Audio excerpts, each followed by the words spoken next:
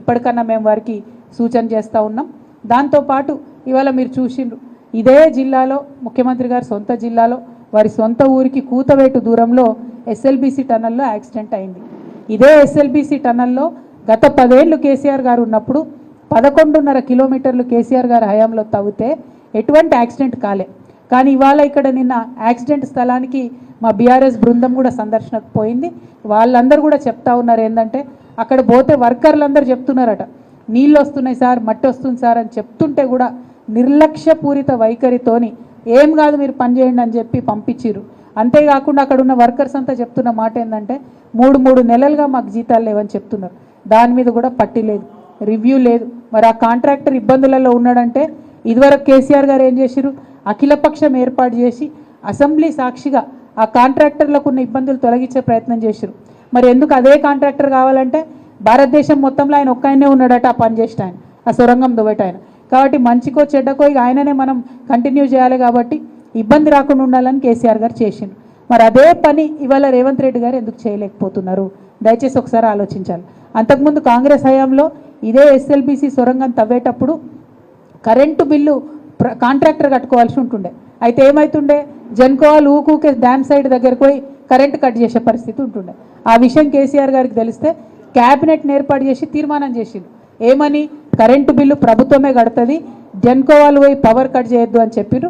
అందుకే బీఆర్ఎస్ హయాంలో 11.5 కిలోమీటర్ల టనల్ను ఏకదాటిగా తవ్వగలిగినాం, ఇబ్బంది లేకుండా తవ్వగలిగినాం. అటువంటి ఆలోచన ఈ ప్రభుత్వం చేస్తలేదన్నదే మా బాధ. ఇవాళ ఇప్పుడు మనం ఇక్కడ ప్రెస్ కాన్ఫరెన్స్ మాట్లాడుతున్న సమయంలో అక్కడ ఒక్క మంత్రి కూడా లేదండి, ఒక్క మంత్రి కూడా లేరు. అందరు ఏడిపోయినారంటే కాంగ్రెస్ పార్టీ సమావేశం ఉందట, ఢిల్లీ నుంచి వాళ్ళ ఎవరో దూత వచ్చిరట, మీనాక్షి నటరాజన్ అని వాళ్ళ ఇన్ఛార్జ్ వచ్చింది కాబట్టి ప్రతి ఒక్క వ్యక్తి కూడా ఇవాళ అక్కడ పోయింది.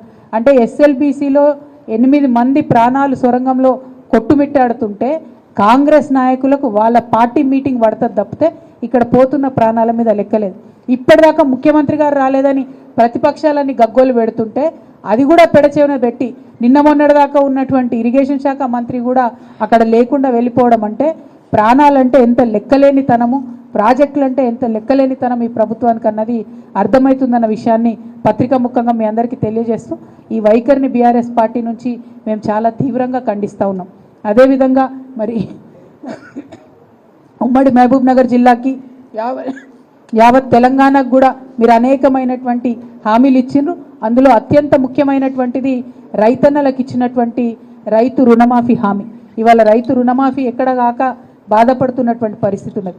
ముఖ్యంగా గిరిజనులు, చిన్న సన్నకారు రైతులు పాపం ఒక్కొక్కరు 1,00,000, 2 లక్షల దాకా రుణం తెచ్చుకుంటే ఒక్కొక్క కుటుంబంలోనే దాదాపు 3-4 లక్షలు అప్పులైనటువంటి పరిస్థితి.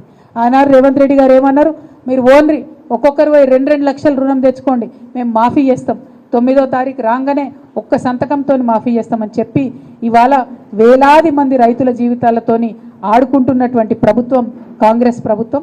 తక్షణమే సంపూర్ణంగా రుణమాఫీ చేయాలని చెప్పి మేము డిమాండ్ చేస్తూ ఉన్నాం. అదేవిధంగా రైతు భరోసా కూడా ఇస్తామని చెప్పిండ్రు, ఇంతవరకు కూడా అత్తాపత్తా లేదు. సగం మందికి వస్తుంది, సగం మందికి వస్తలేదు అన్నట్టున్నది. ఇక చాలా మంది రైతులు పొద్దున్నుండి నన్ను కలిసిన ప్రతి ఒక్కరు ఒకటే మాట చెప్పిండ్రు, అక్క బోనస్ గురించి అడగండి, బోనస్ గురించి అడగండి అని. నేను కూడా ఒకటే మాట చెప్తా ఉన్నా, కాంగ్రెస్ ప్రభుత్వం సన్న వడ్లకు బోనస్ ఇస్తామని చెప్పింది. 10% రైతుల దగ్గర కూడా వాళ్ళు వడ్లు కొనలే. వడ్ల కోసం కొంటదేమో ప్రభుత్వం అని వెయిట్ చేసి రైతులు బయట అమ్ముకున్నాక చివరి దశలో నాటకాలు చేస్తూ 10% దగ్గర కొన్నారు. కొన్న వాళ్ళకు కూడా ఎవరికి కూడా బోనస్ ఇవ్వనటువంటి పరిస్థితి ఉన్నది. అందుకే మేము ఇలా చెప్తా ఉన్నాం, కాంగ్రెస్ పార్టీది బోనస్ కాదు బోగస్ నినాదం. అది ఎవ్వరికి కూడా రూపాయి దక్కలేదు, రైతులు ఇబ్బంది పడతా ఉన్నారు. మీరు నెక్స్ట్ టైం అన్నా దయచేసి కరెక్ట్గా టైంకి ఇవ్వాలని చెప్పి డిమాండ్ చేస్తున్నాం. ఇప్పుడు మీరు మార్కెట్లో కొన్న వడ్లు ఏవైతే ఉంటుందో వాటికి చిట్టీలు ఉంటాయి, ఆ పెండింగ్ బోనస్ అంతా కూడా తక్షణమే రైతులకు చెల్లించాలని కూడా మేము డిమాండ్ చేస్తూ, మరి అన్నిటికన్నా ఎక్కువ ముఖ్యమైనది మా ఆడబిడ్డలకు కళ్యాణ లక్ష్మి ఇస్తా అంటివి. కళ్యాణ లక్ష్మి కేసీఆర్ లక్షిస్తే 1,00,000 కాదు తులం బంగారం అదనంగా ఇస్తా అంటివి. మరి ఇంతవరకు ఇస్తలేరు కాంగ్రెస్ ప్రభుత్వం. ముఖ్యమంత్రి గారిని మా మహబూబ్నగర్ జిల్లా ఆడబిడ్డల తరఫున నేను గుర్తు చేస్తూ ఉన్నా, తొందరగా మాకు తులం బంగారం ఇచ్చే ఏర్పాటు చేయండి. రెండవది 2,500 రూపాయలు ప్రతి ఆడబిడ్డకి ఇస్తా అని చెప్పారు. దాని మీద కనీసం ఇంతవరకు రివ్యూ కూడా చేయలే. మహిళా దినోత్సవం వస్తున్నది, మరి పెద్ద ఎత్తున మేమందరం మహిళలను కూడా జమై మిమ్మల్ని ప్రశ్నిస్తాం. కాబట్టి తక్షణమే మీరు మహిళలకు ఇస్తా అన్న 2500 రిలీజ్ చేయాలని కోరుతా ఉన్నాం. అట్లానే ఆడబిడ్డలకు 18 ఏళ్ళు దాటినటువంటి వారందరికీ కూడా చదువుకున్న ఆడపిల్లలకు స్కూటీలు ఇస్తామని చెప్పిండ్రు.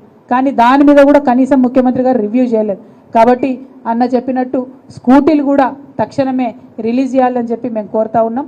అన్నిటికన్నా దారుణం ఏంటంటే చదువుకునే పిల్లలు, గురుకులాల్లో చదువుకునే పిల్లలకు కూడా సరైనటువంటి భోజనం పెట్టలేనటువంటి పరిస్థితి ఈ ప్రభుత్వంలో కనిపిస్తున్నది. ఇప్పటికీ కూడా వైఖరి మార్చుకుంటలేరు. దీన్ని ఇక్కడ నన్ను లోకల్లోనా నాగర్ కర్నూలు అయ్యో అరే అరే సారీ అదే అన్యాయంగా ఇట్లా బిడ్డల్ని పొట్టన పెట్టుకుంటుంది కాంగ్రెస్ ప్రభుత్వం. మేము ఈ వైఖరిని ఈ రోజుతోని లెక్క 58కి చేరింది. నిజంగా తెలంగాణ ఉద్యమం తర్వాత ఎన్నడూ కూడా బిడ్డలు చనిపోతున్నారనే మాట వినొద్దనుకున్నాం. కానీ మళ్ళా కాంగ్రెస్ ప్రభుత్వం వచ్చింది, బిడ్డలు చనిపోవడం మొదలైంది. ఇది ఇమీడియట్గా సవరించుకోవాల్సిందిగా ప్రభుత్వానికి మేము సూచన చేస్తూ ఉన్నాం. ఒక బాధ్యత కలిగినటువంటి ప్రతిపక్షంగా